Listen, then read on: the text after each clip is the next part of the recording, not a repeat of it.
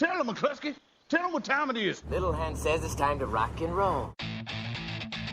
All you people are so scared of me. Come quietly or there will be trouble. Man, that's just me. I'm Batman. This is Sparta! There is a tiger in the bathroom! I'm an excellent driver. If it bleeds, we can kill it. Pop quiz, hotshot. Keep the change, you filthy animal. 3 hours late. What's the deal? I was at your father's funeral. Uh-huh. Mm-hmm. Well, maybe that excuse would have flown when my dad was here, but I'm in charge now. That excuse wouldn't make any sense if your dad was still here. Whoa.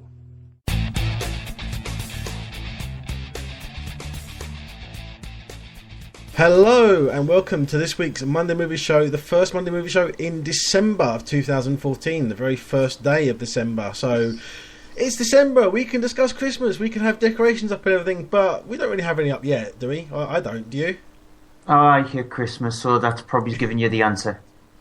So you're more Scrooge out of the two of us than I am?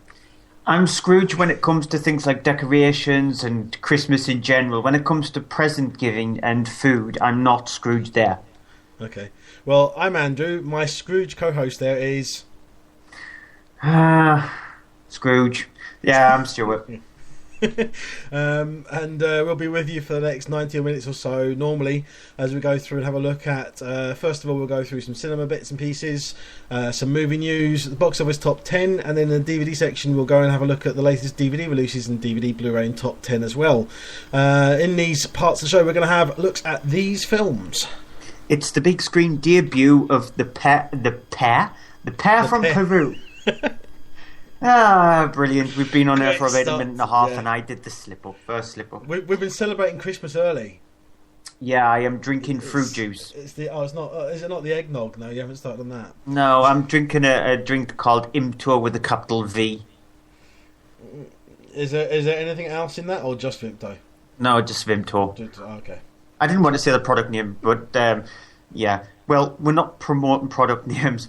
We are promoting The Bear from Peru, yeah, with Paddington, and sequel Horrible Bosses 2. I didn't see a comedy because, yeah, you'll find out a little bit later on why. Yeah, we already have a clue as to the opinion of that film. And then DVD and Blu-ray we're covering? Sort of comedy in a way, but it's Hercules. And then comedy sequel, again, big, huge, massive air quotes with the Inbetweeners 2. Animated sequel adventure with Planes, Fire and Rescue, and Step Up All In. So a brilliant lineup. Yeah, people are kind of missing out on doing air quotes for things like that because we don't have video set up. We really should maybe try and look at that, but I don't. No, not going to happen. Probably not a good idea. I look more like Scrooge than acting like Scrooge, and I mean in Scrooge McDuck. I'm feeling a bit Scroogey today. I'm feeling quite horrible because of the fact that I don't know, I might have actually broke one of my toes. I'm still waiting on seeing how it is tomorrow because it's really quite sore. And all I did was stub it. You poor little baba, you. Yeah. But let's get going on to the piece of what we're here for. First thing we'll do, let's go into some movie news. You might as well start. Okay, I'll go with mine. You always do. I've just got the one. Okay, Mel Brooks is now joining the cast of the sequel to Hotel Transylvania, currently still titled just Hotel Transylvania 2. It will see Adam Sandler return as Dracula, and Mel Brooks will now be playing Dracula's father. The movie has a release date set of September 25th, 2015. My birthday. Damn, what a horrible birthday present that is. Well, I mean, it could be worse considering that Adam Sandler's films are normally quite terrible, but Hotel Transylvania was one of the ones that bucked the trend. Yeah, but I'm not going to see Hotel Transylvania 2 on my birthday. I could have gotten something else nicer released on my birthday, but Hotel Transylvania 2, that's not very nice. Yeah, it's not the best, really, is it? But, I don't know. What else is there? I mean, I'm actually thinking, what else can we see that's out then? I don't know, but I didn't actually mind Hotel Transylvania. I know I'm picking on Adam Sandler because he's an easy go-to guy to pick on because he hasn't made a decent film in like forever. Yeah, but Hotel Transylvania is technically not. Well, he's just done a voiceover, so at least he's not on the screen where you want to physically jump into the screen and punch him. So it wasn't that bad when it comes to animated adventures, unlike a lot of animated films that we have seen where they're just lacking in anything, Hotel Transylvania at least had a good stab at being slightly funny. You know what else is set for release that week as well? Just have a look. See. If you say anything to do with Keith Lemon or any BBC comedy programme turned into a film, I'm quitting. No, actually, that's the only thing that week, apart from something called Life, but I don't know what that is. Yeah, well, there'll probably be more films actually pushed into that slot there. So it's just under a year away. It is a week after. It is the week after the second Maze Runner film.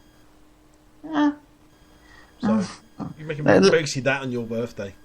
Let's hope for better releases than Hotel Transylvania 2. Is it a big birthday or is it just a normal one? It's my 35th. Ooh, landmark. Yeah. You don't sound very excited about it. Okay. No. What news have you got there?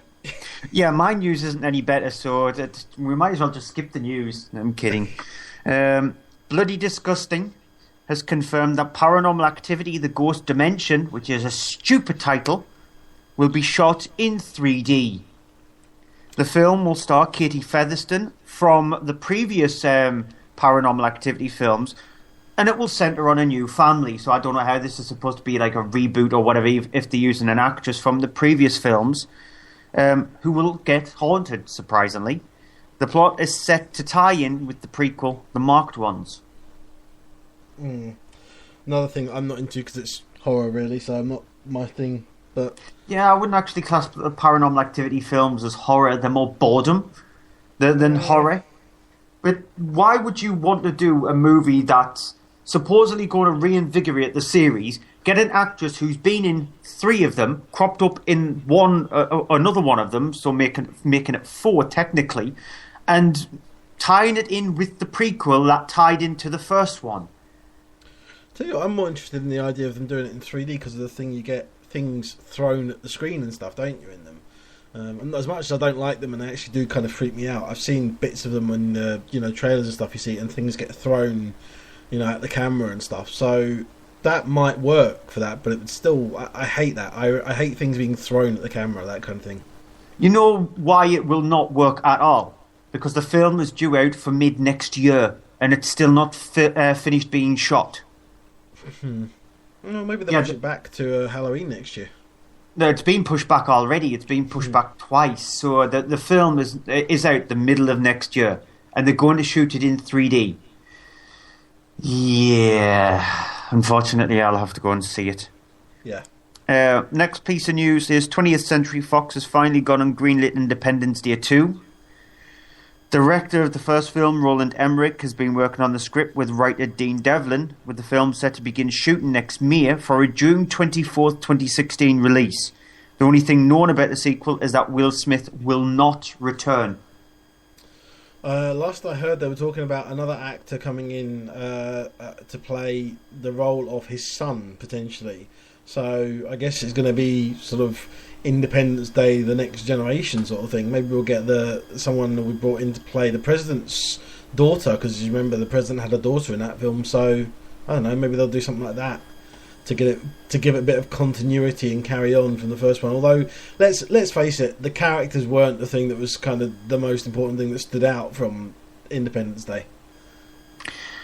Yeah, it's another one of those films where it doesn't need a sequel. Independence Day, the first one, made around about 800 million worldwide box office. So it just did not need a sequel. It's one of those films where it has a proper closing ending. That a sequel is just pointless. I'm just surprised. I mean, given the fact that how many films get made sequels, get green light nowadays, I am totally surprised that they haven't already made a sequel. I'm surprised they didn't make a sequel straight away after the last one, because it made so much money. And you kind of wonder, well, why didn't they do it sooner? What was it that kept them back from doing another one back when the first one came out in, was it 99? Somewhere in that region, but it with them doing a sequel, is all they're going to do is tread the same ground. Because where can you go? What can you do is a different story. They could do something because obviously it'll be more science fiction-y that people will have supposedly advanced and most likely advanced from whatever they managed to get out of the wrecked alien ships and everything like that. So it'll be more of a lesser aliens come and destroy us all, more as aliens come and it's a battle thing instead. So probably do not so much of a disaster movie as a war movie. Are they going to send them a chain letter to destroy them this time? They go back a little bit more further technology-wise because it was a computer virus the first time. No. So next time it's like a chain letter. They're going to have someone walk on top of the ship, pick up their antenna and just hold it in particular two places with finger and thumb so it can't get a signal. I'll give them Ebola. Is that too far? Yours is a bit grim, really, isn't it? You just see them land in Africa, all of a sudden they get Ebola and then just leave and infect their entire species and die.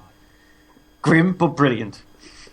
I wouldn't actually say brilliant. That was quite sickening. Two pieces of news, the only quick pieces of news anyway, so I only put them down as bullet points. Charlie Day and Bernd Gorman will return for Pacific Rim 2. Yeah, and we're going to a bit more in Charlie Day in a little while for Horrible Bosses 2, but I gotta say, I kind of Horrible Bosses made me more impressed at Charlie Day's performance in Pacific Rim, and I'll get to that when we're going through the review of it, but it's basically kind of pointing out the fact that he's actually a pretty good actor, I think. Yeah, I'm glad those two are returning because they were sort of like the comic element of Pacific Rim. Yeah. Even though you've got you've got other little bits and bobs which were the comedy, but they were the sort of like the bumbling duo, the duo who argued with each other. So it's nice to actually see them returning it. Guillermo del Toro has dropped a few other hints about what to expect from Pacific Rim 2, saying it's going to be much more of an action film, more closed a little bit rather than the big, huge, massive spectacle that we got from the first one. But he's got tons of ideas, and it's Del Toro. He's always got tons of ideas. If you shake his head, he's like a magic 8-ball. I just got this picture now. Someone got up to Guillermo del Toro and ask him a question and shake his head to see what response they get. Either yes, no, everything is unclear. Will Michael Bay ever make a good film? Shake his head. Are you stupid? Of course he's not going to make a good film. You don't need to ask me that. Final piece of news supposedly is Ridley Scott has confirmed that he will not return to direct Blade Runner 2. I don't know how I feel about this because obviously Blade Runner is Ridley Scott. It's a great Ridley Scott film, but I kind of think that's maybe a good idea because of what Prometheus turned out to be. As much as I like Prometheus, it wasn't a great film. It wasn't as great as it should have been. And I think that a Blade Runner sequel now by Ridley Scott, I mean, I guess we'll see what it's like with Gods and Exodus in 3 weeks, I think it comes out. It's just called Exodus over here. Exodus, okay. And because I mean, I don't mind a lot of his films. I really do like a lot of his films, but he's gone on this weird sort of thing where he's gone very religious films. He's gone into and looked into, and I don't know if that would impact it really. He's also confirmed that in Prometheus 2, there's going to be a completely different species of alien. So I wonder if he is properly concentrating on Prometheus 2 rather than him being sidetracked to do Blade Runner 2 alongside Prometheus 2. I wonder if he's thinking, I might have dropped the ball a little bit on Prometheus, so I might need to concentrate more on that, but give a helping hand with Blade Runner and maybe go in as an executive producer. I think that's probably a good idea. Something along the lines of how J.J. Abrams became sort of producers on things. I mean, a lot of the time it's TV shows that he's producing, but he's doing that while he's focusing on a film. So he's kind of spread himself a little bit, but not spread himself too thin. Yeah, because we know that J.J. Abrams is not going to be the director of the 8th Star Wars film. He'll probably have some kind of role in like executive producer or something like that, so he can go off and do another project. It's with really same thing with the third Star Trek film as well, which he did the first two, and he's not going to be directing the third one now. Yeah, so that's Roberto Orci, isn't it? Yeah, with Blade Runner 2, at least it's not Ridley Scott doing both Blade Runner 2 and Prometheus 2 at the same time, trying to get them both done. They're two big, huge, massive movies, and he's already annoyed the Alien fans because Prometheus was not like that series, so he doesn't want to annoy the Blade Runner fans on top of that for making Blade Runner 2 not feel like Blade Runner. But it's just the way Hollywood goes. It's really hard to appease everybody, because if you change it too much, you'll anger the people who come from the original film. But if you mess around with it, you're going to alienate other people. So it's really a hard give and take. Film fans are fickle. Yep. That's hard to say that. Let's get on to the box office top 10, starting at number 10 with Gone Girl. Yeah, it's gone from the box office top 10. I don't know if it will end up being the highest grossing 18-rated film ever at the UK box office top 10. I think that still belongs to Wolf of Wall Street, because I think that done somewhere in 22.5 million. This one's getting close to 22 million. So I don't know how much more leg-wise it's got left to try and pass that figure. We'll see in the next couple of weeks. As much as it's probably going out as it is going out, I mean, it's taken, just to give an idea to anyone listening, it's number 10 this week. It's taken £173,500 this week. It's only literally 55,000 short of 22 million already. So even if it's not in the top 10 next week, it's going to take enough to make 22 million. Yeah. Number 9 is Teenage Mutant Ninja Turtles. Yeah, a lot of people have harked on with this film. It's not very good at all, but at least it's not as bad as if Michael Bay was actually directing it. So it's bad, but it's not Michael Bay bad. Number 8 is a new entry for Il Barbare di Saviglia. I don't know, it's a Met Opera. So it's one of the live performance shows, which is not movie, so we can't really comment on that. Number 7...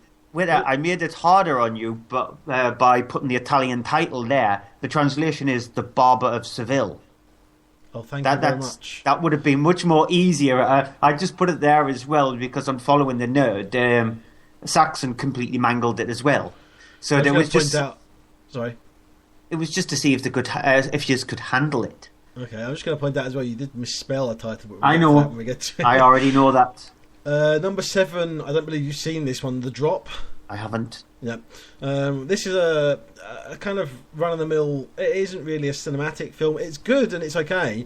Great acting from Tom Hardy and the last film of... I forgot his name. Damn. James Gandolfini. That's the one. Thank you very much. And also Noomi Rapace. But Noomi Rapace, her character isn't really giving her anything new. It's sort of similar kind of ground she's played before, most recently in Dead Man Down. And it's kind of... It suffers because of the fact you can tell it's based on a short story, and it does feel as if it's a short story. It's just been expanded and spread out and had extra stuff put in it that doesn't really fit for it. It's not bad, as I say, but it feels as if it's unnecessarily been given a big cinema release because of the fact that it's James Gandolfini's last film, which is a shame because it's a great performance, just not as good a film.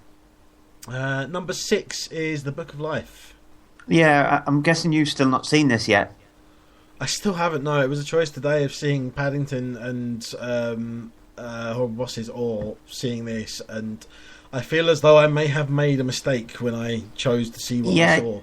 You should have just made it a double bill of kids' films, because then you would have been in a happy place, because The Book of Life is a really good animated kids' film. I'm glad that it's done as well as it has, because it definitely does deserve it. It doesn't talk down to kids, yet it still entertains them. Okay, and number 5 is correctly titled Mr. Turner, not as the website mondaymovieshow.co.uk says, Me Turner at number 5. So, have you seen this? No. You haven't.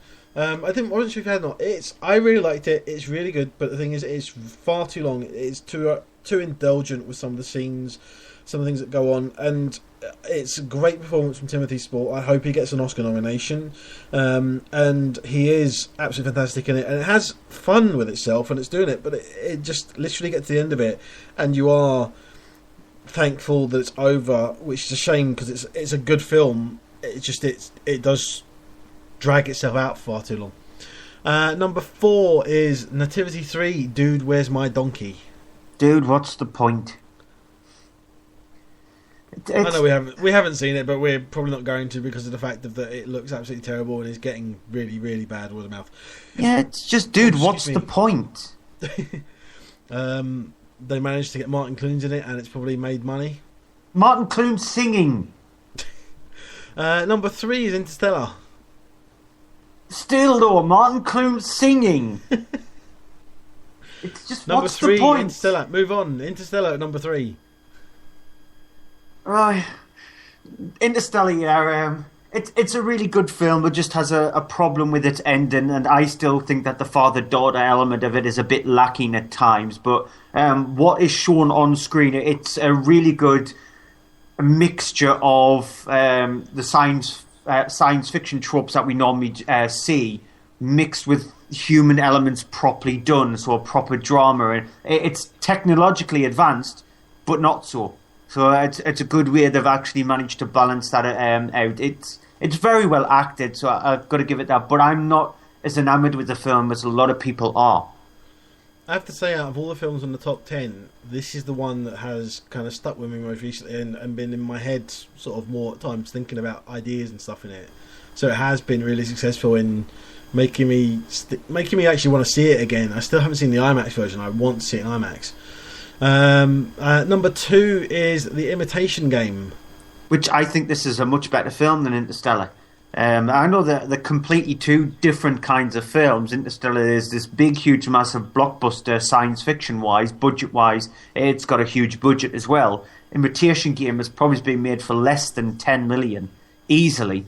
But I think it's much better, a much more better handled. It's brilliantly directed. It's fantastically acted by Benedict Cumberbatch, and he definitely deserves some nods when the award season kicks off early next year. The Oscars, the Golden Globes, the BAFTAs. So he definitely deserves nods there, because it's a fantastic performance from him about him cracking the Enigma code. And it's got a lot going for it. It's not just down to the drama of it. It's got humanity to it. It's got humour in it as well. It's very witty. And Keira Knightley didn't annoy me, which is, it definitely does need a huge, massive pat on the back, because she has a tendency to annoy the hell out of me in what she does. And which means there's a new number 1 taking just over £12.5 million in its opening week. The Hunger Games Mockingjay Part 1. Yeah, the highest debut for any film this year. So well done to the Hunger Games Mockingjay Part 1. But it's overly too long. It retreads the same ground over and over again. It uses up the same idea over and over again. And it just felt like it was an idea of about an hour, which they needed to stretch into 2 hours to make it more viable to be a Part 1 with a Part 2 coming, rather than them actually releasing it as one whole film, which they should have done. They should not have done it this way, because I've not read the final book, but word is that the final book is the worst one out of the 3. So why turn the worst one out of the 3 into the 2-parter movie? It just does not make sense. I agree. I don't think it's too long running wise. I actually think it stretches out things. I get that it stretches out things, but the thing is, its running time is considerably shorter than the first 2 films by at least 20 minutes. And it does feel stretched out, but I like it, and I like the whole thing of it. I just think it doesn't. It goes on about the whole thing of making the PR front of the battle and doing that, but then doesn't really have the stones to go into it as in depth as I would have liked, and to really, really show them trying to produce it more. There's a great scene in it, a very quick little small scene where they have her in a hologram studio, and she's standing there kind of like in a green screen thing, and she's doing it, and they're trying to get her to do it, and she looks absolutely terrible because it's like her trying to act it. And Katniss, as much as Jennifer Lawrence is acting as Katniss is not an actor, and that is absolutely, I think, what the film should have been about. All of that, of them trying to produce it and make it, and the fakeness of it, and how it's manipulation through the media and stuff. And yet then they step back from that and they give it about 3 minutes, and then they go on to, we'll go out and we'll do it for real, and that's it. And it just felt very much like they kind of went to that point and they go, right, that's it, exactly, that's what we need to do. And then they go, right, we've done that, what else can we do? Yeah, the thing is with a character is they've built her up from somebody who was supposedly slightly weak. Because if you look at her in the first film, her character, she's very strong-minded and very strong-willed. they build her up powerful-wise, so they train her up for the Hunger Games itself. In the second film, she's built more upon that. She is trying to come to terms with she's a bit more of a public figure, and she could be something much more important than what she realises to be. In the third film, they completely break that down and show her the element of her where she is very, very weak. Yet they constantly flip between it, building her up slightly and then breaking her down, building her up slightly and breaking her down. It just becomes very monotonous by doing that. Jennifer Lawrence handles Katniss Everdeen brilliantly. It's just I felt like it was very repetitive. And when I got an hour through to the film, I thought I was 2 hours into the movie and I was expecting it to end very soon, but I still had another hour to go. And that was a lot of people's reactions in the screening that I went to see, because there was a lot of people just constantly moving their legs around and humming and ahhing and going to the toilet and things like that, because they must have felt that it was too long and too boring. Okay. So let's go on to this week's new releases, starting off with Paddington, which is directed by Paul King, who also had a hand in the screenplay. Is the adaptation of the character of the bear from Peru, who we're introduced to at the very start of the film. There's this very old-fashioned shot of a explorer going from London to Peru, where he meets these bears, ends up sort of, because they can learn to sort of speak, ends up speaking and talking with them and sort of starting to teach them English. He ends up leaving them after having got them sort of interested in certain things such as marmalade. So many years later, Paddington, sort of the young bear, now lives with his aunt and uncle when there is an earthquake, destroys their home.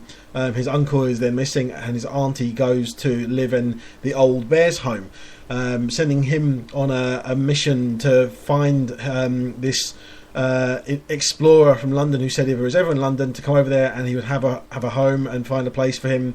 So he sets out to go there, travels across, hidden on an escape vessel on a ship, gets to London and finds himself in Paddington Station, trying to find where he would get to and find a family. All he's got basically sitting there with his bag of empty jars of marmalade and a tag around his neck that says, "Please look after this bear and give him a home." Here's a clip. Hello there. I've got Mary. Oh, hello. Coming down in stair rods, isn't it? Yes. Mum.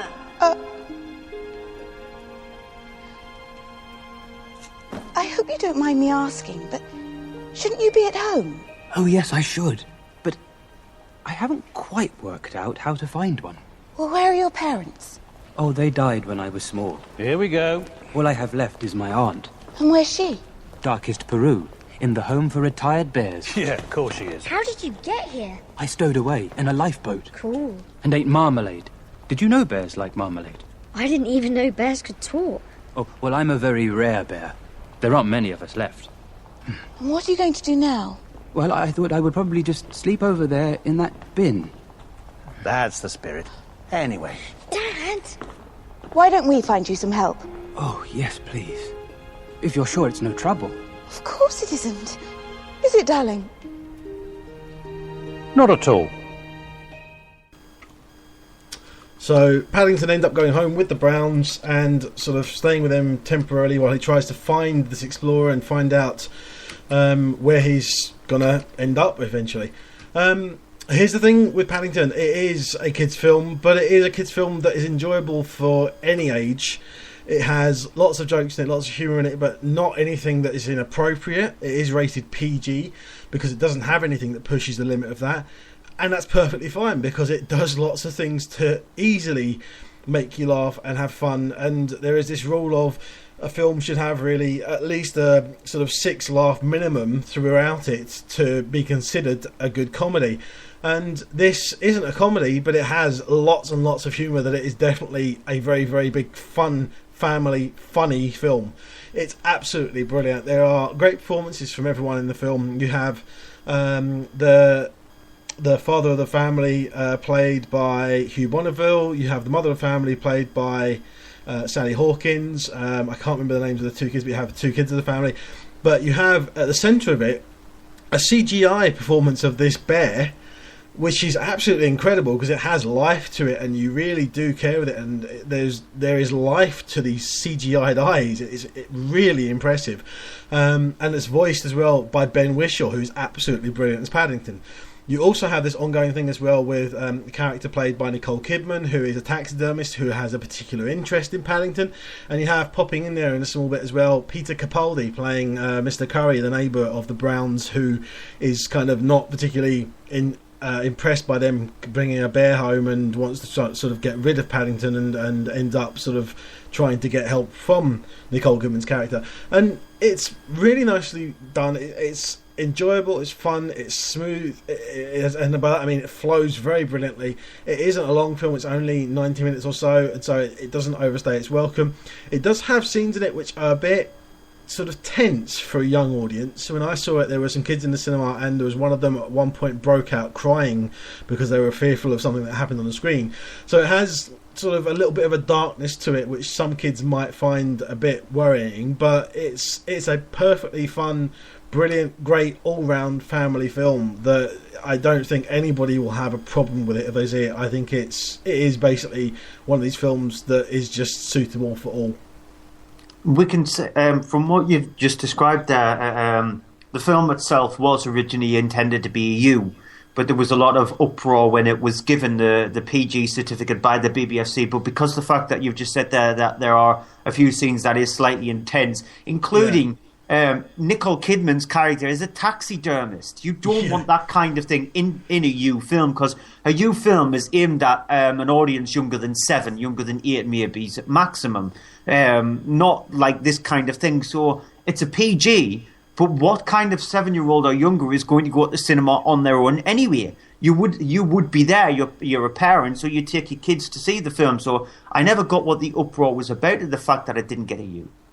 I think the thing of it is that, I mean, there's moments that I haven't read the thing, and I don't remember what it said at the start. You know, it comes up on the screen and says on the BBFC screen, or if they start doing that now, because they were talking about doing that, about stopping that. But it's basically, I wouldn't be surprised if it does say in it, you know, contains scenes of peril and, you know, that kind of thing, and sort of scenes that may be unsettling to young audience or something. You know, those kind of wordage that are in there. But it is a PG. It's not kind of things that, you know, you're not seeing things being decapitated or, you know, that kind of a thing, which can sort of be get away with in a PG in a way, not shown but hinted. There's not anything like that. There's just moments in it where you kind of like, it's like, you know, nails on the edge of the seat sort of thing.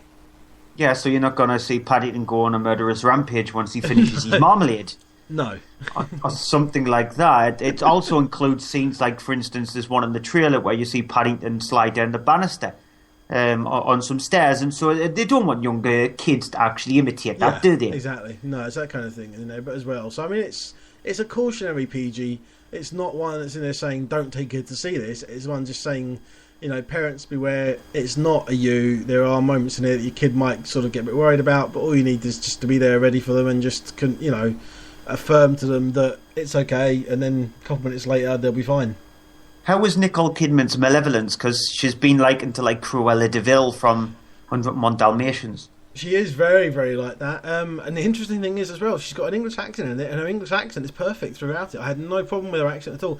Oddly enough as well, same for Peter Capaldi. He has an English accent in it instead of having a Scottish one, and he's perfectly fine in it as well. Do you think the inclusion though of Peter Capaldi is just there for the slightly older audiences to get who he is? I don't think so. I think it's just that it's probably worked out at the time of him. Obviously, this would have been filmed a while ago because then they would have had time to do the effects, and it's probably been sort of during the time when he was announced as being the new Doctor Who. So it's all just been, I think, convenient time-wise and all, and that he just fit the character they have, and that's it. I don't think it's anything special. There's certainly no in-jokes about sort of Doctor Who or anything. There are some references, some very clever and genuinely moments that made me burst out laughing, that are sort of nods to other films. I mean, there is, if I say a nod to Indiana Jones, you probably have an idea what I'm talking about. And a nod to a Mission Impossible at one point, which genuinely had me in stitches because I thought it was just brilliant and clever, and it was well set up. And I was like, I would be kind of like tipping my hat to them if I wore one, for that. I love little things like that in a film, and this has moments in there that just made me smile, and it's so much fun, so much brilliantly little bits, and it's just a great film. Does it ever actually go down the cheesy route? Because Paddington, the original creation of Paddington was sort of like it was sort of like a stop motion animation. It was a cardboard cutout of the Paddington character, and it was animated in that way in front, and it is aimed at younger audiences. And with it being handled by David Yates, he could have actually made it a very cheesy film. Is there any elements in the film where you might feel to yourself, please don't go down that route? Not with the character of Paddington, but slightly kind of starts to with the characters of Capaldi and Kidman. But I mean, she's playing the evil villain who wants to do something, and it's like that kind of a thing. So she's kind of like, I mean, Capaldi's just there kind of as a foil to her sort of thing. But she's kind of playing at certain points if she was a man, she'd be standing there twiddling a mustache, that sort of thing. Yeah, I don't mind that kind of thing. It adds to it. It adds the little malevolence. It does bring you back to things like the Child Catcher or Cruella de Vil or something like that. Sort of like the very comic book bad guy, rather than just being there for malevolence sake. Yeah. So I think that actually works. I'm interested in seeing it because it does look like that kind of film that you would have gladly sat around the TV with your family at Christmas. It seems to be that kind of perfect family Christmas movie, and we seem to be lacking a lot of them because Christmases of past have been all about like Lord of the Rings or Harry Potter, things like that. As they will be again this year. Yeah, darker films, and next year we have the new Star Wars movie, so it's darker films, and when they seem to release movies around about this time, they always go down to the lowest common denominator. Look at Nativity, Dude, Where's My Donkey? That's the kind of film that you don't want your family to sit around and watch because you're going to be vomiting up like chunks of Lucky Charms or something. And next week we have Get Santa.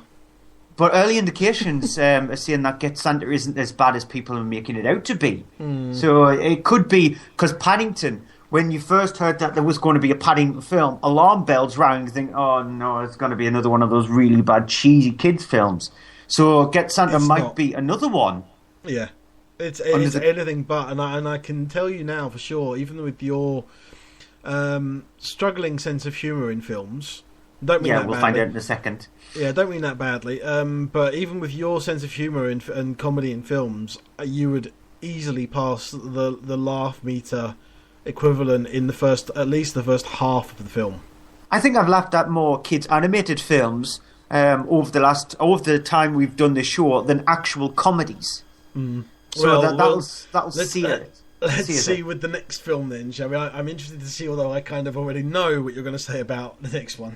Yeah, Horrible Bosses 2. Now, I didn't mind Horrible Bosses. I didn't find it overly funny, but it didn't get on my nerves because it was just three sort of like likeable characters, not annoying characters in the form of Jason Bateman, Jason Sudeikis and Charlie Day, which they return in this film as Nick, Kurt and Dale. And in that one, you were just learning the characters and learning what's happened to them in their jobs. And it's sort of like everybody goes through similar situations. Yeah, not sexually advanced upon by Jennifer Aniston, but you go through the same kind of annoying bosses that you might work with, so you relate slightly. And in the sequel, they've had enough of that stuff, so they decide to come up with their own venture. They decide to create something called a shower buddy. And they go on a national TV station's morning program to try and promote this shower buddy.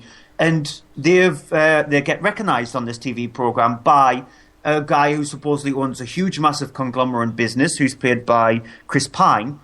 However, you learn during their first meeting that he's not the head of the company. It's actually Christoph Waltz, who plays Chris Pine's father in this one. And so he decides to give them an opportunity where he offers them $500,000 from a bank to start up their business as long as he creates the shower buddy exclusively for his company. They have franchise rights. And so they find a huge, massive factory. They're set to work, and for the first 20 minutes of the film, it's just them trying to build all these shower buddies, etc. And they are delivering the first shower buddy to Christoph Waltz while he's playing golf. Here's a clip.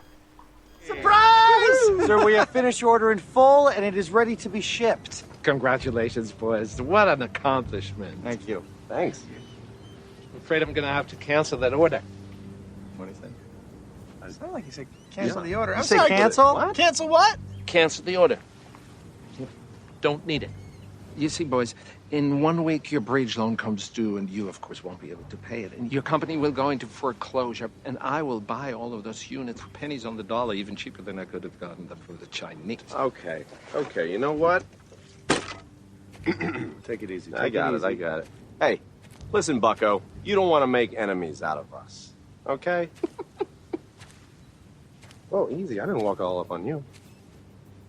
I make new enemies every day. It's called business. Thank you, gentlemen, for stopping by. Have a lovely day. Rex, get the cake.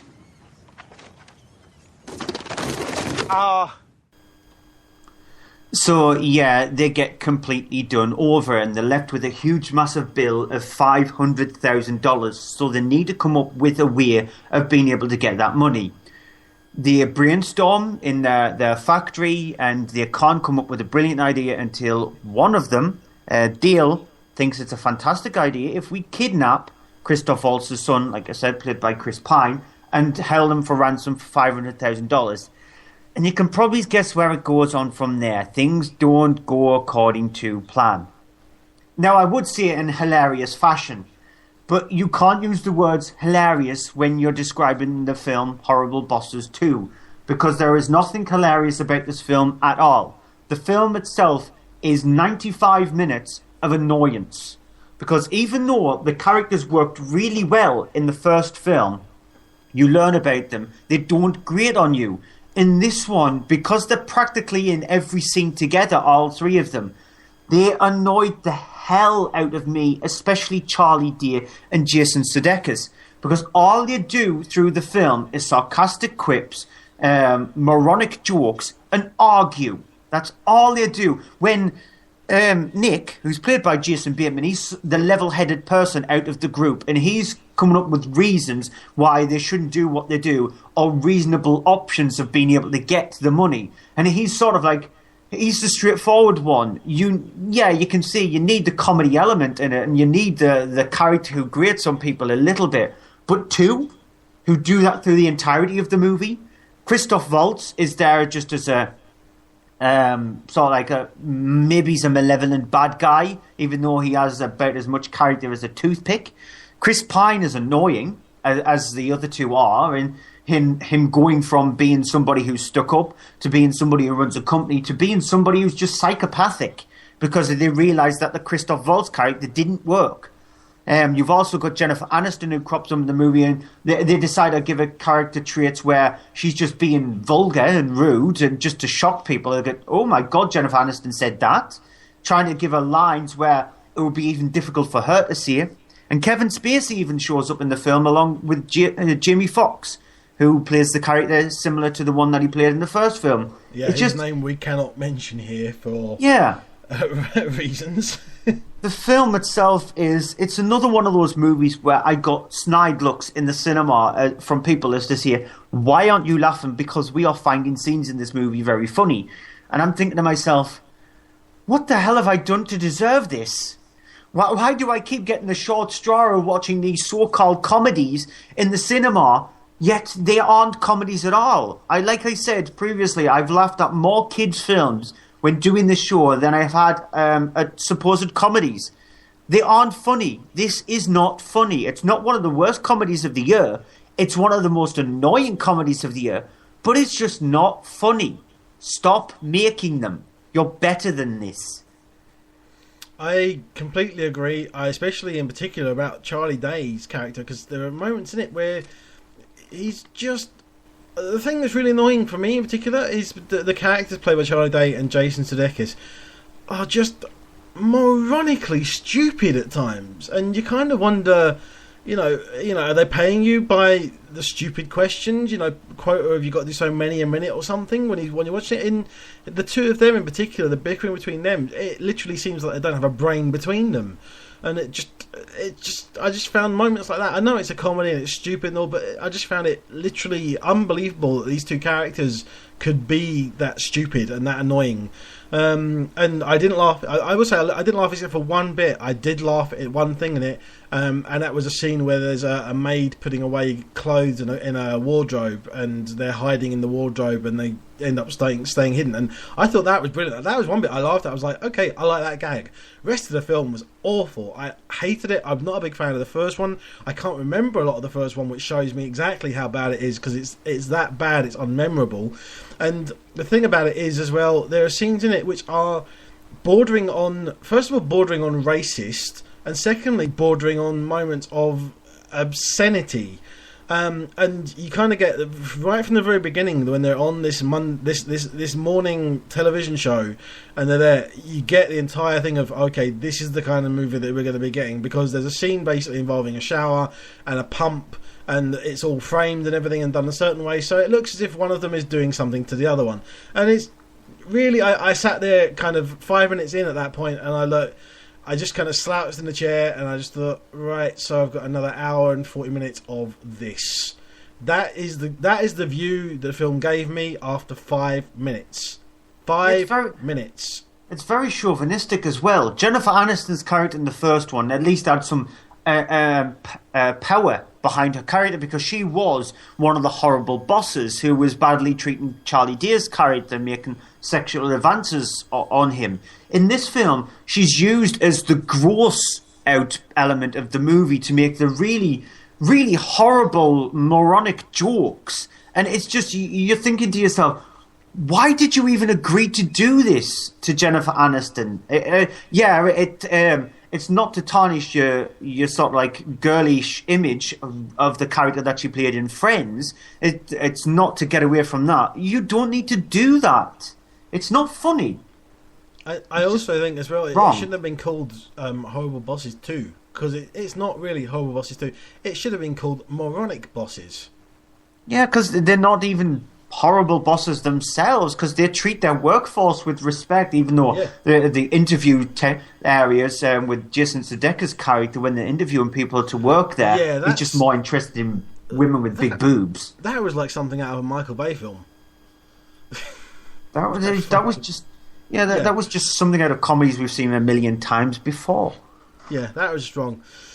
Okay, that's short and sweet as it was for this week's cinema releases. We're back after this with the week's DVD and Blu-ray releases in the home section. Be right back.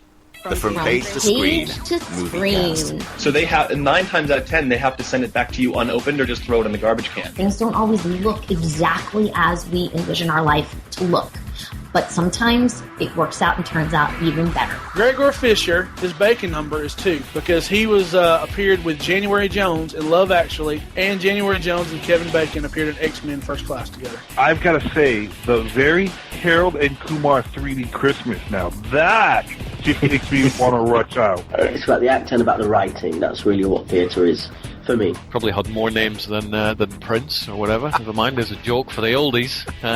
Be like, who's Prince? Who's he? I'd just like to see Mr. Freeze hiring his bad guys, going, right, okay, so you're a psycho, right, can you ice skate? Head over to iTunes, Spreaker and Stitcher and put in the search box From Page to Screen. Hello and welcome back to this week's Monday Movie Show. We're into the home release section of the show. One thing you didn't mention, because I just heard it on the little advert that you played there for From Page to Screen, is we're on Podkicker. We're in podcast form. Yay, we're on Podkicker. Yeah. And it is working and should be updated at the end of this podcast, this show, with full details as well, because I did plan them and put them in beforehand this time. Fingers crossed. Yeah, I'll find that out. But it's nice for us to be in podcast form. Hopefully, we'll get much more listeners there, and hopefully, come the new year in 2015, we will be hopefully back on iTunes. I know I said hopefully as many times as possible there because we need more hope. Hopefully, right? You are no, sorry, I'm not going to make the Star Wars joke. I was just too bad now. I can't do a Yoda impression or anything like that. I would have done it. I was going to help me, Obi-Wan Kenobi. You're our only hope. Yeah, I would have done a Yoda impression as well, but my throat is a bit sore, so I can't. Only hope you are. Close, but not as good as mine. Oh. In the home release section, we're looking at these 4 films. I'm not doing Yoda impressions. I can do Chewbacca sometimes. Like, No. No. We're not here to do Star Wars impressions. We're here to review films. We're not. But we've got these films to review. The second of 2 Hercules films this year, with Dwayne Johnson just playing Hercules. We have the return of the Inbetweeners in Inbetweeners 2. We have the return of the Planes in Planes 2, Fire and Rescue. And we have the return of, well, people from all of the other previous films, as far as I'm aware, in Step Up 5 All In. Yeah, I don't know why I get the dance movies. I was going to try and see it, but I just wasn't able to see it. So I do feel bad for you because of the fact that you have to review this, but because I just wasn't able to see it. So sorry. I've reviewed 4 dance films for this show. Why? On top of that, we have our TV movie of the week and movie of the week, which is going to be stupidly difficult for me. But let's kick things off with the Blu-ray and DVD top 10. At number 10 is 22 Jump Street, which is a brilliant sequel. I'm kind of disappointed that it's kind of dropped down very quickly in the top 10. And it's a great sequel, considering that it's a comedy, which not only the first one got things so right, but the second one gets them just as right, and if not at points is funnier. All down to, as far as I'm concerned, Channing Tatum's comedy timing. Yeah, at number 9 is Mrs. Brown's Boys, the movie, which is completely the opposite and not funny and terrible and really not worthy of, well, any more than this.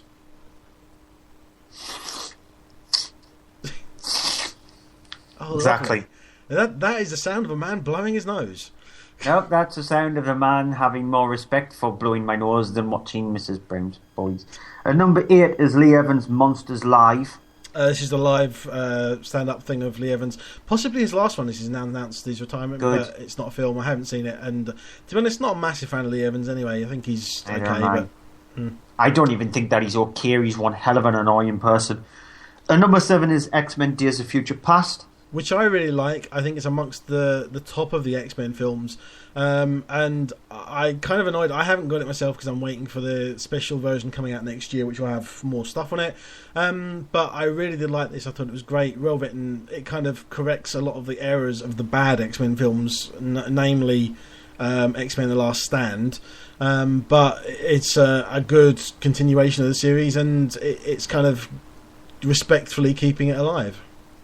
At number 6 is How to Train Your Dragon 2. Which is fantastic, better than the first one, and the first one was fantastic already. And it's great animation, great CG things in it, but also I think great 3D as well. It's a really impressive, fun film, and just a great film. I don't know this, but I'll definitely be getting it. You've turned into Tony the Tiger now. Everything is great.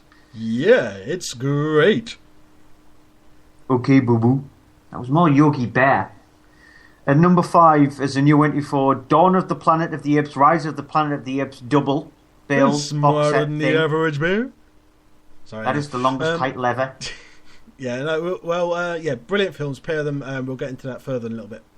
Number 4, Transformers: Age of Extinction, which is not the worst of the films. Of all 4 Transformers films, I actually think it's the second best one as far as I'm concerned, because the second one is awful. The third one is just horribly long and pretty much everything else wrong with Michael Bay. But the fourth one, I didn't mind it. It is too long, needs a big chunk in the middle cut out, but I like it. I thought it was okay, and I had fun with it. I didn't think it was brilliant, but far from the badness that Michael Bay is more than capable of doing. And number 3 is Frozen. It's still in the top 3. Sequel Come on its way. People. And I just who hasn't already got this now? And me? Why? How can people still be buying it? I don't hate it. I'm just sick of it being in the top 10. I want it to be out of the top 10. I want something else to be in there. I want 22 Jump Street to be higher up. Sorry. That's not going to be possible though, because Frozen has got the sing-along version out now. Don't see the point of it, considering that you can put subtitles on your DVDs and Blu-rays anyway.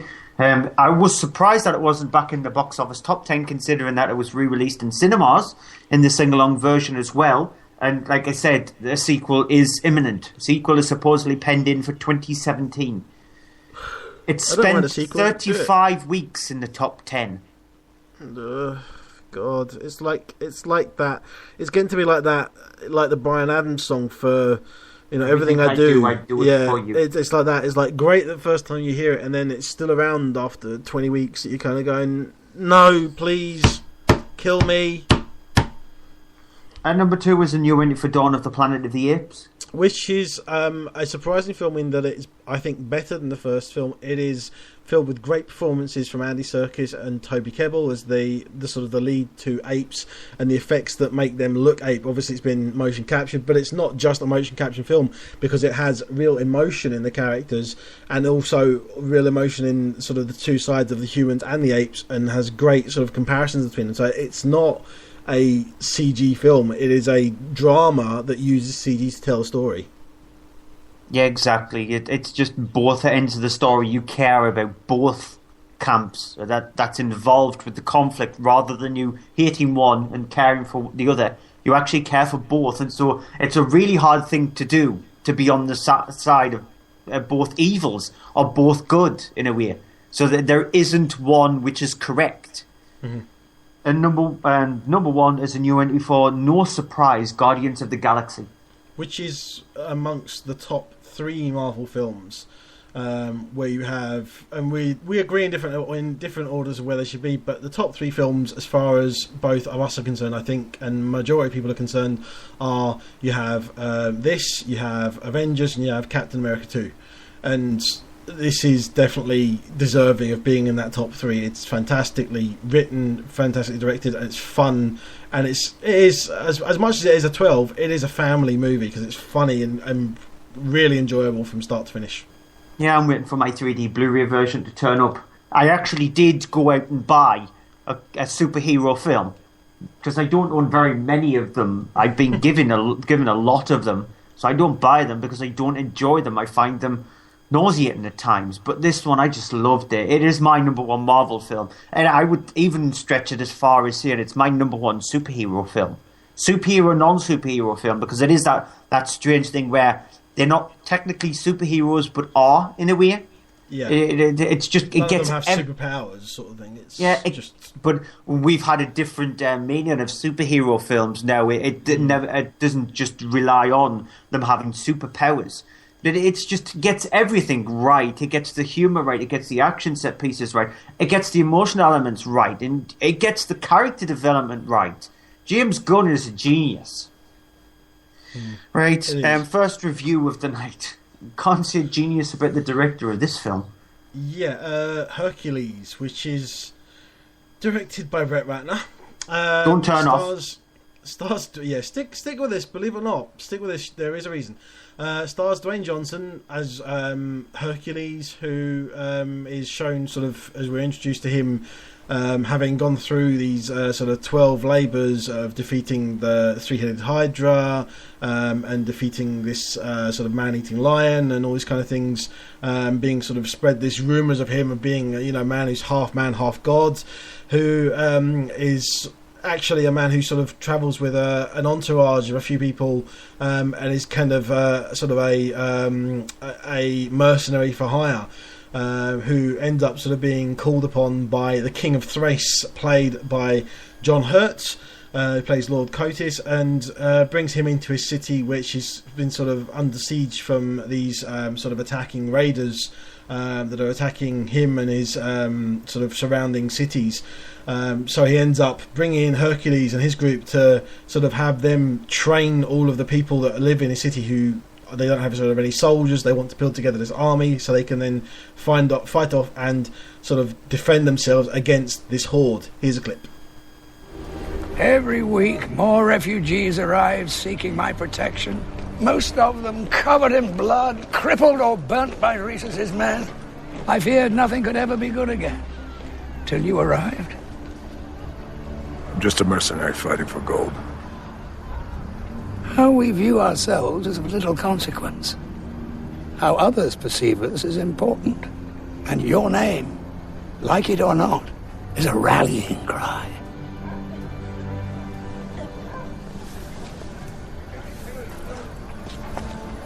I have seen too much reality to trust in legends, and I'm not alone. Nobody has any faith anymore. The people need a hero. They need someone to look up to. My son believes in you. Bring us peace, and I will believe in you too. So this is the thing with Hercules, being that it is Brett Ratner, who I'm just going to stop first of all before I go into this. Brett Ratner is a director who is not amongst my favourite directors. Yes, Rush Hour is perfectly fine. 2 and 3 lesser.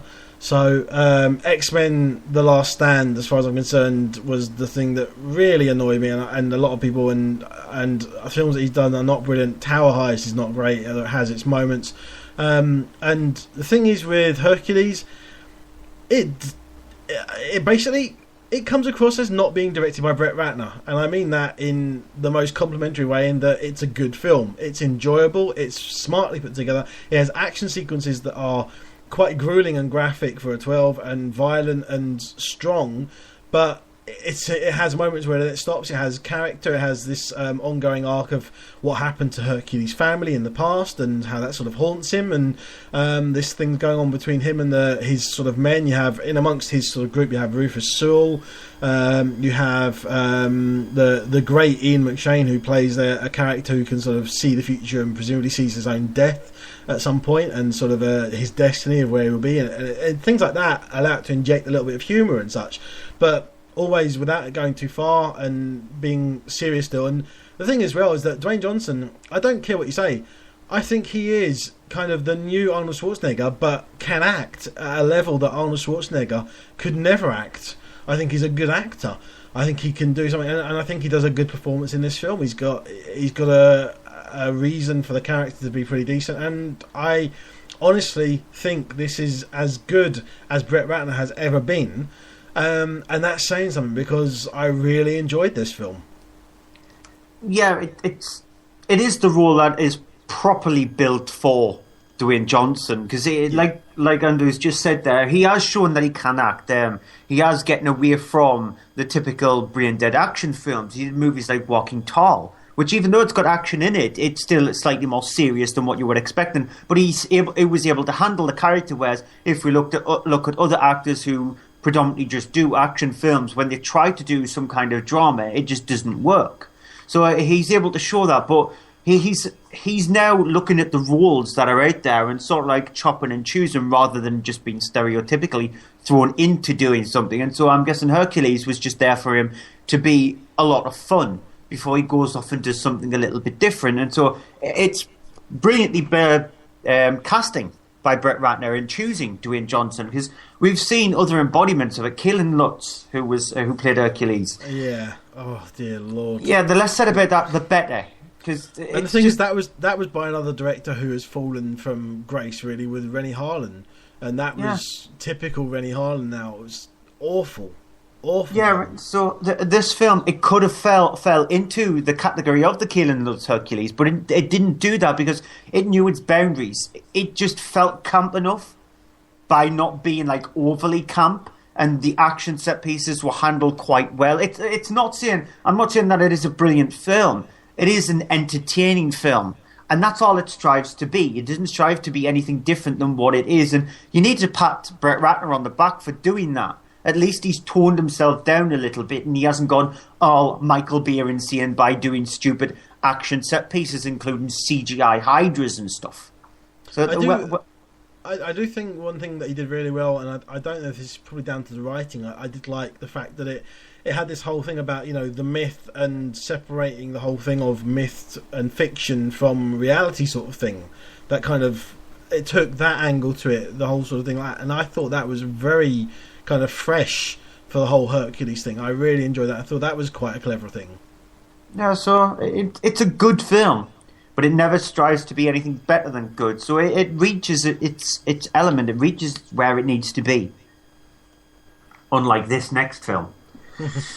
Yeah, Inbetweeners 2. It's directed by Damon Beasley and Ian Morris, who were the creators of the Inbetweeners TV program. They didn't do the first film, but they've come in to do the second film, and they have turned around and said there would definitely not be a third one, because the people who were involved in this one, James Buckley, who plays Jay, Simon Bird, who plays Will, Joe Thomas, who plays Simon, and Blake Harrison, who plays Neil, they've disbanded. They've said they're too old to actually do another Inbetweeners movie, so we're just going to go off and do our own one of the things. And this centres around the character of Jay.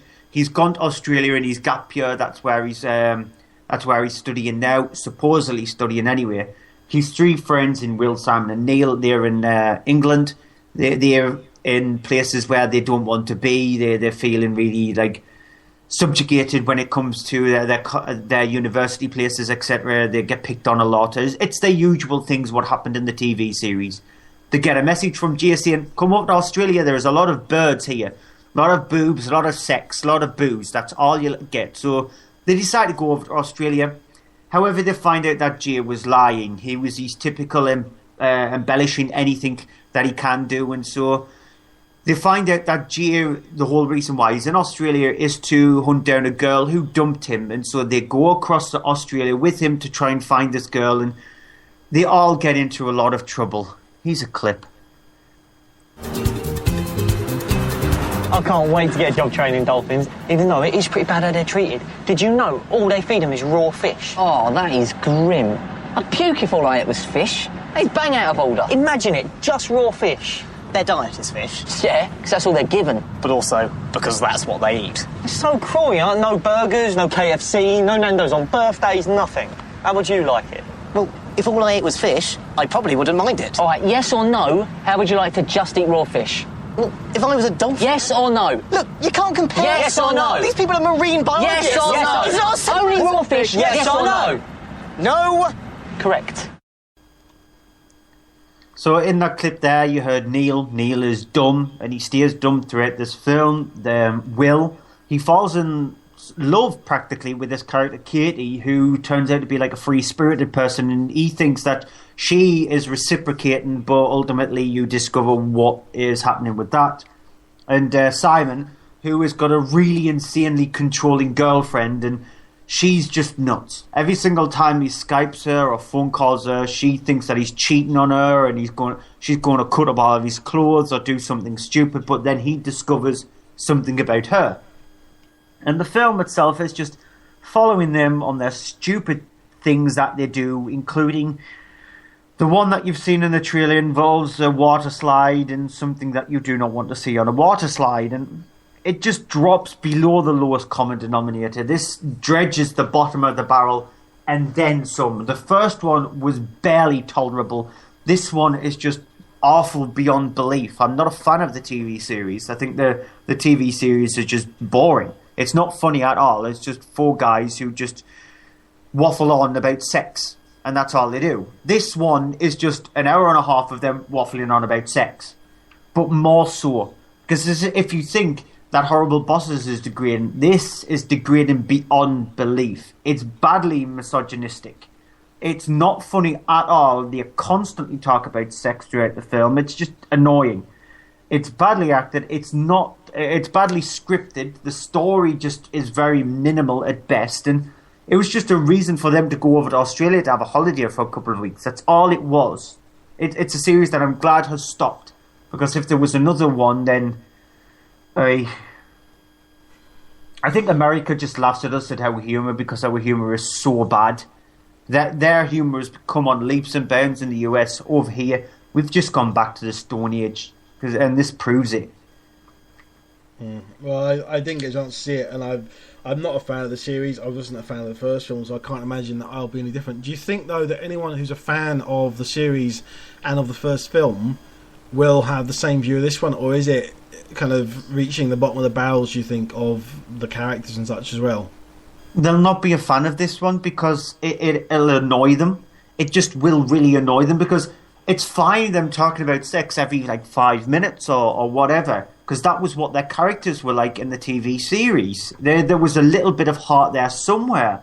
You did feel sorry for them at times when they got picked on. But in this one, they're just constantly talking about sex and that kind of thing. And even though the people in the screening that I went to were just laughing their heads off, I'm putting it down to pity. I think they were just pity laughs. Okay, I'm going to go on to Planes, Fire and Rescue, which is the sequel to the first movie, Planes. This one continuing with the character of Dusty Crophopper. voiced by Dane Cook, who in the first film was a crop hopper plane who went through and became a racing plane.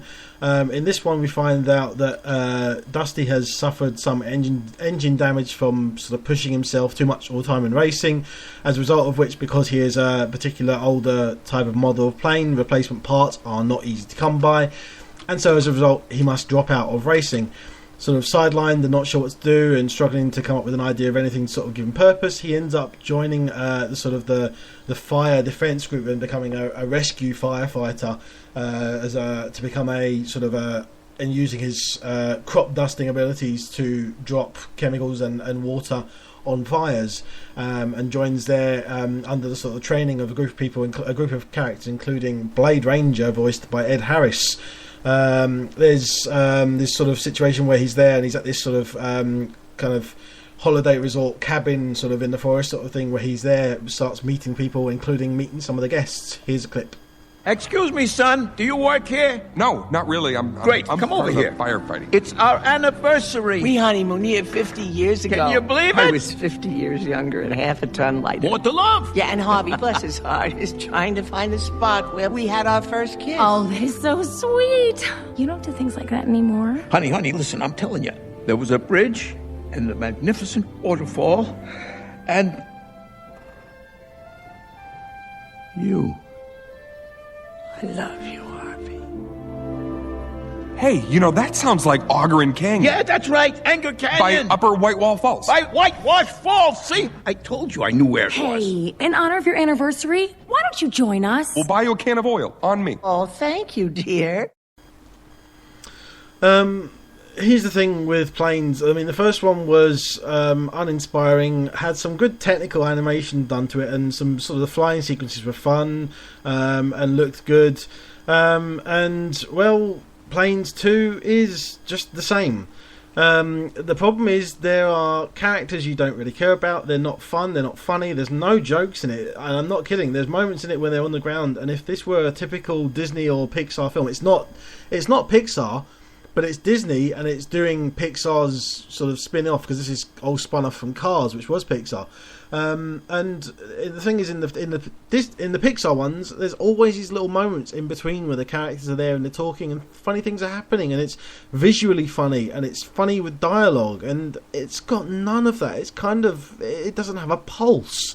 There are these moments then when it's flying sequences, and some of those, there's a couple of sequences I'll admit that are genuinely quite fun and enjoyable, and they're nicely done because it's scenes when they're sort of flying over sort of, a forest is on fire, they're flying low and doing things like that, and that stuff really does look good.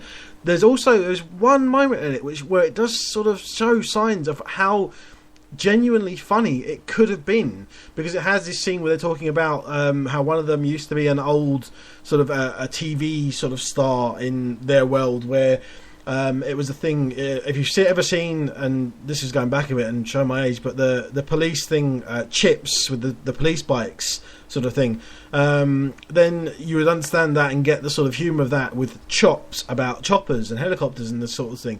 And that kind of stuff is seriously a moment in the film where you go, wait a minute, there's someone in the script writing, just wake up and go, oh, that was good, you can do that, and then fall asleep afterwards and have a snore, because that's what it felt like watching the rest of it. It's just, why bother doing this if you're not going to make it all it can be? It really does feel like it's just been phoned in, and it's again, must do better.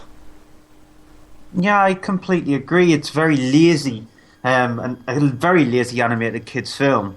And the thing is, I don't. Sorry to interrupt you, but you saying that, and I hope you'll agree with this. That sounds like it's lazy, badly animated. It's not. It's got some nice animation to it. It's just badly everything else and lazily everything else.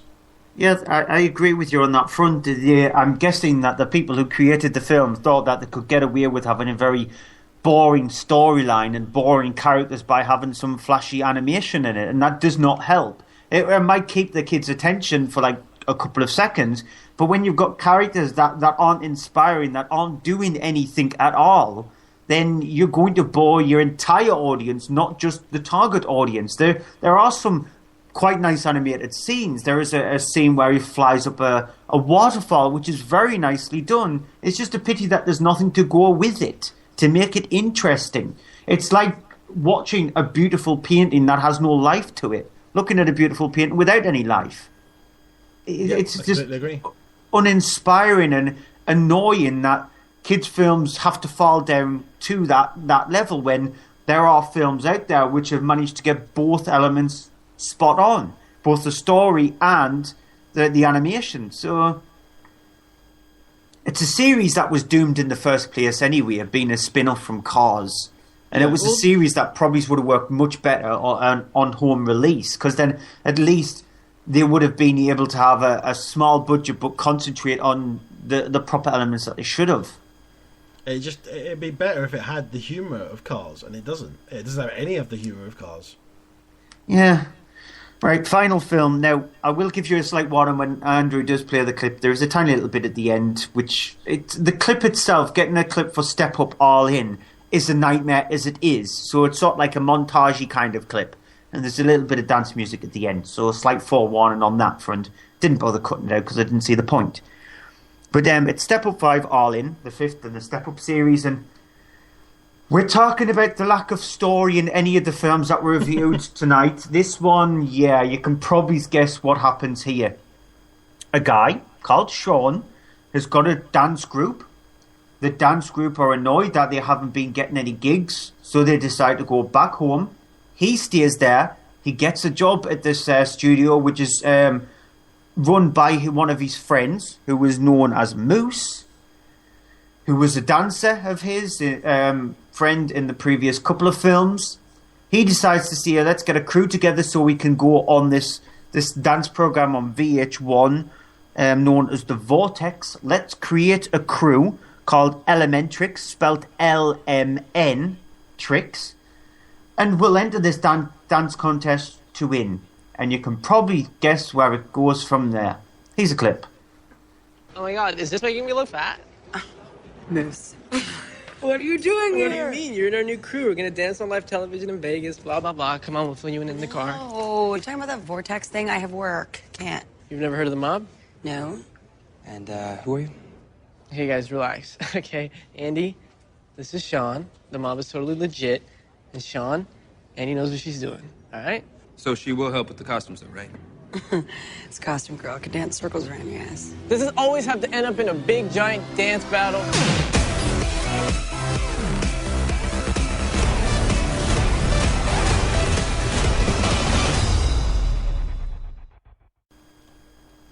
Now, the reason why I include the dance music in there is because it gives you an indication of the kind of music that you have to suffer through in the film itself. What's the point of these films? The whole point of these films is the dance segments. You know that the story is going to be so minimal that the dance segments need to hold up the film itself. The problem with Step Up 5 is that none of the dance segments are interesting at all because you've seen them in previous movies, in the previous series, and also there's other dance movies out there which you'll have seen them all in. And this is a series that definitely should have ended after the first one. It's a one-trick idea. It works for the spectacle of seeing it the first time. 5 times.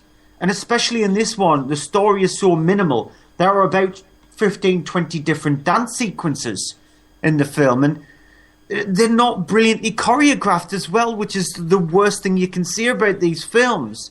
They are badly choreographed. And it is that typical thing of they're in a dance contest. How the hell are they able to manage to actually choreograph these sequences, these elaborate sequences, in the small little amount of time that they've got? The final, this is not giving too much away, but the final involves things like sand getting kicked all over the place and flames and backflips and all that stuff. Yet, the day previously, they did another complex dance sequences which involved them busting moves and doing the robot and spinning on their heads and... it makes you shattered just watching it because you're thinking, how the hell they think this is believable? It's badly acted, which is obvious. The dancing is just pointless. Pointless dancing in a dance movie. It's just bad. This just give me a headache. I needed to lie down after it, but the worst thing is I couldn't. I just wanted to stop. Can I ask you this though? Because you said obviously you had to review. Unfortunately for you, you had to review a lot of the dance sort of ones like this, the music ones like this. Because I know for sure you did. Was the last one? Was it Miami? Step Up Miami? Yeah. And how does this rank sort of in those in the Step Up films that you've seen? It's rank. That's how it ranks. It's rank. It's just rotten. It's like you're watching the same film over and over and over again because they can't think of how to interleave a decent story in it. I think that what they need to do is go completely back to the drawing board. Maybe have 3 or 4 dance sequences, not 10, and think about how they can interleave a story in it. Look at Dirty Dancing. Use that as a template for it. Because Dirty Dancing is a template. Please. Dirty Dancing gets it right because it does have a proper storyline in there, rather than it very just, loosely. But at least it has a storyline. This doesn't have anything. This is the kind of story that you would see in a spot book. It is that minimal, and it's just ridiculous that they can get away with it. It proves it box office wise because this bombed at the box office, so I doubt we will see a 6th one. Good. We don't need to see a 6th one. TV movies of the week. I've actually got 2, although I don't know if you might have the same one of them. Yeah, possibly, because I've only got 1. Okay. Do you want to do your one? Because I've got 2 then. And well, my one is on film 4, no surprise there. On Wednesday the 3rd. Okay, no, haven't got it. At 20 past midnight, or in the morning. So that's Tuesday night, Wednesday morning. It's The Evil Dead. Ah. Which I was looking through the listings of the channels that we can use Freeview-wise, and this was the only film that stood out to me. Sam Raimi's The Evil Dead. It's very dark and very twisted. They sort of like remade it for the sequel and made the sequel more popular than the original, but the original, you might as well say, it kick-started the Cabin in the Woods kind of films. And so this is the original one, it's not the remake one. Yeah. It's not Evil Dead 2. This is The Evil Dead, and so it is the original, and so it has got a more serious side to it, and it is very dark. But it did kickstart the Cabin in the Woods kind of films, and so it definitely needs a pat on the back for that. But also, you might look at it and think, yeah, thanks for doing that. But it is still really good. Okay, 2 films I've picked out is a bit of an early one actually in time-wise, on Thursday the 4th of December at 6:20 p.m. So not that sort of late in the night. Is a classic one, a favourite of mine, Hunt for Red October, which is a Cold War thriller about a submarine, and it's one that I really, really like. It's kind of the first sort of Cold War sort of spy thriller that I saw growing up, and it kind of ignited that interest in those for me. The other film we've got is a Michael Mann's, what people would consider his masterpiece. I think is a really good film, but I don't think it's his best one. Heat is on 11:05 p.m. Saturday the 6th of December. So if you're in and you feel like being up late, because bear in mind it is a 3-hour film without the adverts, so that will be on until about 1:30 in the morning. But if you like it'll be on to about 2:30 in the morning. If you like your sort of Robert De Niro and Al Pacino and you've never seen that, then you might want to give it a chance, because it is a very, very good sort of cop bad guys thriller. Well, that's our TV movies of the week. We'll shift on to movie of the week in a moment, but that's it for this week's Monday Movie Show. Make sure you check out the website, mondaymovieshow.co.uk. It does get updated, not regularly, but it does get updated. You'll also find out when the next show is on there. You can get us on Facebook, facebook.com/Monday Movie Show, and on Twitter @Monday Movie Show. I'm at Cryptic Tadpole, Andrew's at EHDVD. Like I said, you can find us now on Podkicker. Podkicker's on the Android App Store, Play Store. I don't know if it's on the Amazon's App Store or BBM's or Windows, but it's definitely not on iOS. So Podkicker need to make an iOS version so we can be on iOS in that way. Mm-hmm. But you can find us on there. Just search Monday Movie Show, and we're the first ones on the list, which is nice to see also. Make sure you check out a few of our friends' websites from page 2, the number 2, screen.com, followingthenerd.com, and the Serum Foundation, which can be found at serumfoundation.org.uk. So, a movie of the week. It's easy for you. Yeah, Paddington. It's not for me, because I wouldn't recommend any of the films. Well, what about Hercules? No, because technically I didn't review Hercules, but... No, but you've seen it and you have reviewed it before, so...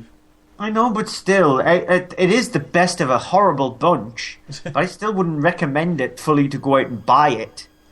Maybe view it on Sky Box Office or Virgin On Demand or something like that, but... Because you don't rent DVDs anymore. Nobody rents DVDs and Blu-rays anymore. You stream films. So maybe watch it on one of them, but I don't know if that's a recommendation or not.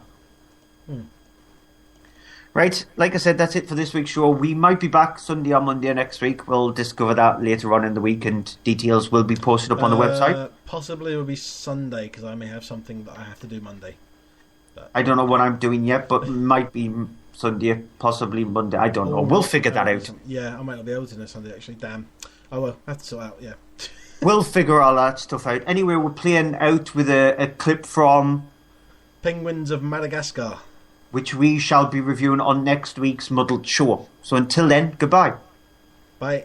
What you, of course, could not know is that Dr. Brine's laboratory in Venice is secretly developing a doomsday weapon called the Medusa Serum. Ah, but what you don't know is that Dirk... Dave won't be using his bazooka serum... Medusa Serum on anybody. That part is accurate. Show him, Rico.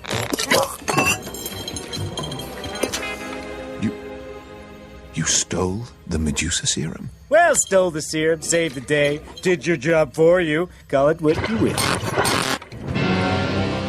Debbie. Dave. He hacked into our system. Where's the sound? Dave. I can't... Your microphone, it's not on. Click on the button with the picture of the microphone. Every time a villain calls in, this happens. Hello? Well, now we can hear you, annoying. but we cannot see you. Every time. That's like talking to my parents. Always How about now? Yes! Oh, yes, we've got you. That's Excellent. fantastic. Now, where was I? Greetings, North Wind. I see you've met my old zoo mates. We were never mates. There was no mating.